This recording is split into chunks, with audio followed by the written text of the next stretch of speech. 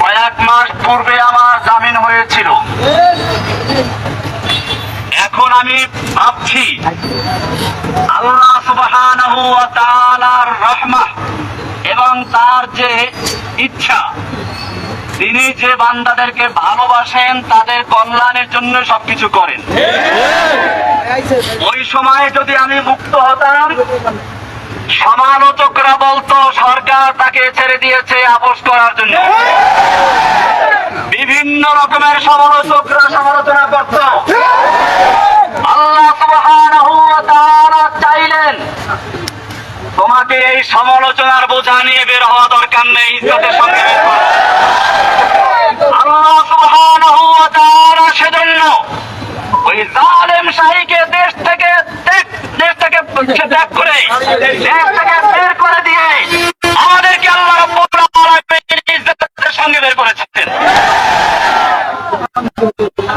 আমার আপনারা জানেন ফিরআউন তার জাতিকে বিভিন্ন দলে বিভক্ত করেছিল। কুরআনুল কারীমের সূরা কসস এর প্রথম থেকে 7 আয়াত পর্যন্ত সে বিষয়গুলো রয়েছে। আল্লাহ সুবহানাহু ওয়া তাআলা বলেন, ইন্না ফিরআউনা আলা ফিল আরদ, ফিরআউন মিশর ভূখণ্ডে সর্বে সর্বা এবং ধরাকে সরা জ্ঞান করে সবার উপরে সে স্থান করে নিয়েছিল। তার চেয়ে বড় আর কেউ নেই। ফেরাউনের সঙ্গে আমাদের দেশের ফেরাউনি পূর্ণ মিল রয়েছে। বাংলাদেশের ক্ষমতাকে এমন ভাবে কুক্ষিগত করেছিলেন, তাই ছাড়া একটা কিছু করা সম্ভব হতো না। হাইকোর্ট থেকে আমাকে জামিন দিয়েছিল, শেখ হাসিনার ইঙ্গিতে আমাকে আবার পুনর্বার গ্রেফতার করে জেলে দেওয়া হয়েছিল। হাসিনা দেখে রাখো, আজকে বাংলাদেশের তুমি নেই, তুমি উদ্দিন বাহারি।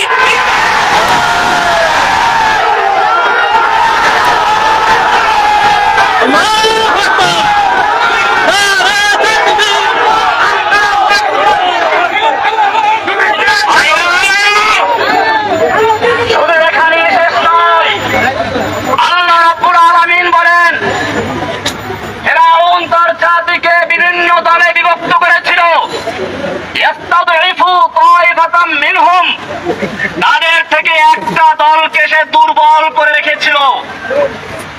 ফিরআউন তার দেশের মানুষকে বিভিন্ন দলে বিভক্ত করেছিল। বাংলাদেশের ফিরআউনিও এদেশের মানুষকে স্বাধীনতার পক্ষে বিপক্ষে, স্বাধীনতার চেতনার পক্ষে বিপক্ষে, মুক্তিযুদ্ধের পক্ষে বিপক্ষে, রাজাকার ইত্যাদি বলে এই দেশের জনগণকে বিভক্ত করে রাজত্ব করার চেষ্টা করেছিল। আল্লাহ রাব্বুল আলামিন তার সমস্ত চক্রান্তকে মাকড়সার জালের মতো ছিন্ন করে দিয়ে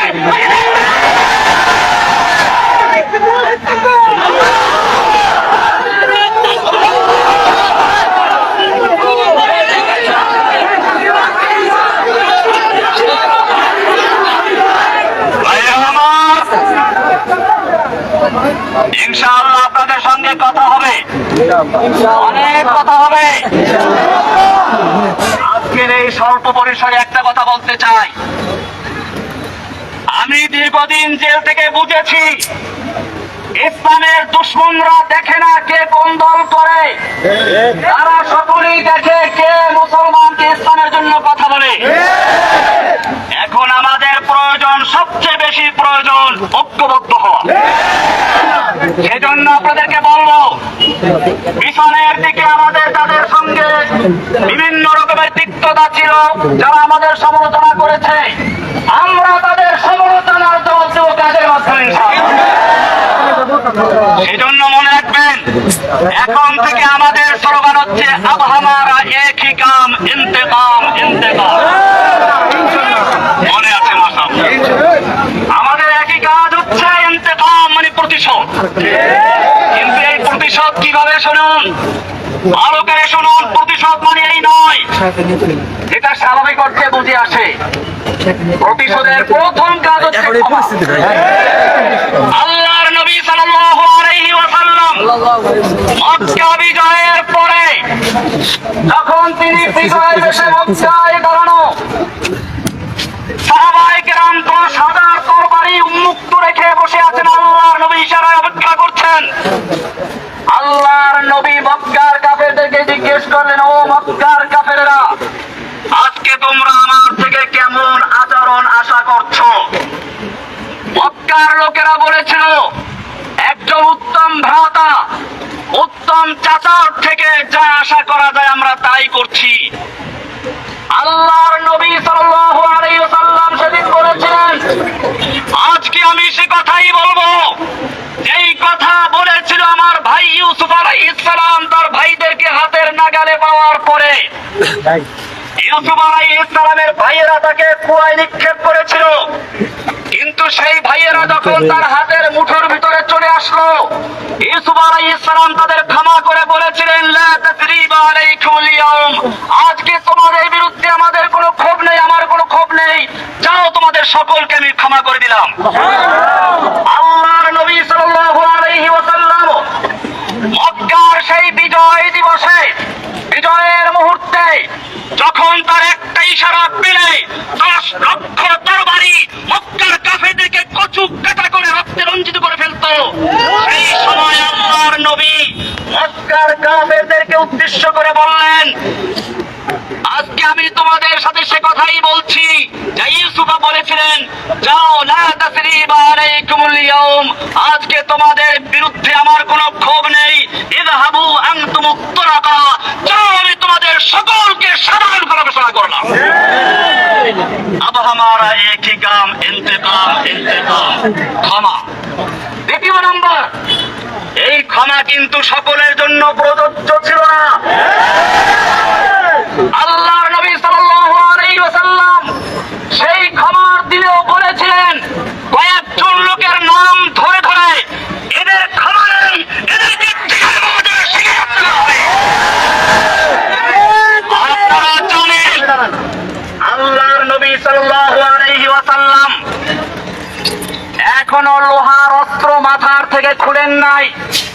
সেই সময় রাসূল সাল্লাল্লাহু আলাইহি ওয়াসাল্লামকে বলা হলো, ইন্না ইবনা খাতাল মুতাআল্লিকুন বিআসতারিল কাবা, ওই যে ইবনে খাতাল যাকে আপনি ক্ষমা করেন নাই, যে আপনার বিরুদ্ধে কুচ্ছারণার জন্য দুটো নর্তকী নাচাতো আর গান গাওয়াতো, সেই ইবনে খাতাল এখন বাঁচার জন্য কাবার গিলাফ ধরে ঝুলে আছে। আল্লাহর নবী সাল্লাল্লাহু আলাইহি ওয়াসাল্লাম সেই সাহাবীকে বললেন, ফাকতুলহু, এই কাবার গিলাফ ধরে ঝুলে নাই, যদি হযরত তাদের চুমুদ অবস্থা থাকে তাকে ওখানে হত্যা করে দাও। ওয়াহাশীকেও ক্ষমা করা হয় নাই। বোঝা গেল আল্লাহর নবী সাল্লাল্লাহু আলাইহি ওয়াসাল্লাম দয়ার সাগর, যাকে বলা হয়েছে রাহমাতুল লিল আলামিন, গোটা জগৎ সমূহের রহমত, তিনিও এই আম ক্ষমার দিনে, সাধারণ ক্ষমার দিনেও বিশেষ কিছু লোকদের ক্ষমা করেন নাই। আজকে আমি বলতে চাই, এই দীর্ঘ 1.5 যুগ পর্যন্ত হাসিনা সরকার নির্যাতনে, নিপীড়নে যারা শহীদ হয়েছে, নির্যাতিত হয়েছে, আহত হয়েছে, পঙ্গু হয়েছে, হাত নেই, পা নেই, কারো চক্ষু নেই, এই রকম যারা ক্ষতি করেছে তাদের জন্য কোনো ক্ষমা নাই। अब हमारा इंतकाम एक ही काम इंतकाम इंतकाम। সুতরাং যা হাসিনার নির্দেশে এদেশের মানুষের উপরে হত্যাযজ্ঞ চালিয়েছিল, রক্তের হোলি খেলা চালিয়েছিল, সেই সমস্ত ছাত্রলীগ, যুবলীগ, যে কোনো লীগ হোক না কেন, তাদের জন্য কোনো ক্ষমা নেই। দ্বিতীয় কর্মসূচি, দ্বিতীয় কাজ হচ্ছে আমাদের এখন দাওয়াতি কাজ করা, ব্যাপকভাবে দাওয়াতি কাজ করা, ব্যাপকভাবে দাওয়াতি কাজ করা, তাওহীদের দাওয়াত। জেনে রাখবেন, কবি ইকবাল বলেছেন, সব গরিবা হো গিয়া আখির নগমায়ে গরওয়ায়ে খুরশীদ সে, ये যেমন মাবুর হোগা নগমায়ে তাওহীদ সে। তাওহীদের দাওয়াত আমরা যে থাকবো, ইনশাআল্লাহ দাওয়াতের মাধ্যমে আমরা সকল অন্ধকারকে দূর করে আলোর রোশন জ্বালিয়ে বাংলার জমিনে আল্লাহর নবীর মিশন বাস্তবায়ন করব। নবীর মিশন কি? কি ছিল ভালো করে শুনুন। আল্লাহ রাব্বুল আলামিন কোরআনে কারিমের 3 জায়গায় একই কথা বলেছেন, ওয়াল্লাযী আরসালা রাসূলাহু বিল হুদা ওয়া দীনিল হক। আল্লাহ তাআলা তিনি তার রাসূলকে দ্বীনে হক এবং হেদায়েত দিয়ে প্রেরণ করেছেন। কি জন্য? ইউযহিরাহু আলাদ দীন কুল্লিহি, অন্য সকল দ্বীনের বাতিলের উপরে দ্বীনে হককে বিজয়ী করার জন্য। আমাদের এখন কর্মসূচি হচ্ছে আল্লাহর জমিনে আল্লাহর নবীর সেই মিশন বাস্তবায়ন করা, আল্লাহর দ্বীনে হককে সকল দ্বীনের ইসলামের পতাকা উত্তোলন করে ছাড়বো। সেই কাজে আপনাদের সঙ্গী পাবো ইনশাআল্লাহ। তৌফিক দান করুন, আমিন। ধৈর্য ধারণ করুন, কোনো বিশৃঙ্খলা না করি। আর এখন কেউ মুসাফা করার চেষ্টা করবেন না। কারণ হচ্ছে আসলে সেনাবাহিনী তাদের আমাদের যে সুবিধার্থী তারা আমাকে বলেছিল গোপনে অন্য রাস্তা দিয়ে পার করে দিবে, কিন্তু আমি জানি আপনারা আমাকে জানের চেয়েও ভালোবাসেন। আপনাদেরকে এখানে রেখে অন্য পথে যাওয়াটা আমি পছন্দ করি না। সেজন্য আপনাদের দোয়া পাওয়ার জন্য এবং আপনাদের মনের আবেগটাকে কিছুটা হলেও শান্ত করার জন্য আমি আপনাদের সামনে এসেছি।